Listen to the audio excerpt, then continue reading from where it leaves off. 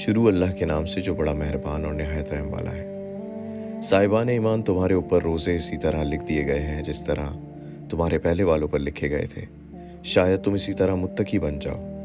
یہ روزے صرف چند دن کے ہیں، لیکن اس کے بعد بھی کوئی شخص مریض ہے یا سفر میں ہے تو اتنے ہی دن دوسرے زمانے میں رکھ لے گا، اور جو لوگ صرف شدت اور مشقت کی بنا پر روزے نہیں رکھ سکتے ہیں وہ ایک مسکین کو کھانا کھلا دیں، اور اگر اپنی طرف سے زیادہ نیکی کر دیں تو اور بہتر ہے۔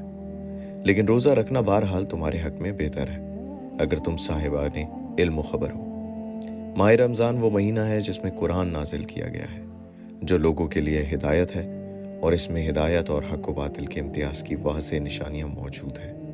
لہٰذا جو شخص اس مہینے میں حاضر رہے اس کا فرض ہے کہ روزے رکھے، اور جو مریض یا مسافر ہو تو اتنے ہی دن دوسرے زمانے میں رکھے۔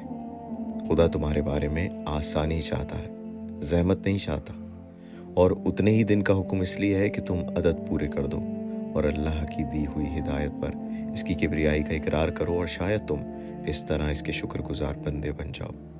اور اے پیغمبر، اگر میرے بندے تم سے میرے بارے میں سوال کریں تو میں ان سے قریب ہوں، پکارنے والے کی آواز سنتا ہوں جب بھی پکارتا ہے۔ لہٰذا مجھ سے طلب قبولیت کریں اور مجھی پر ایمان و اعتماد رکھیں کہ شاید اس طرح راہ راست پر آ جائیں۔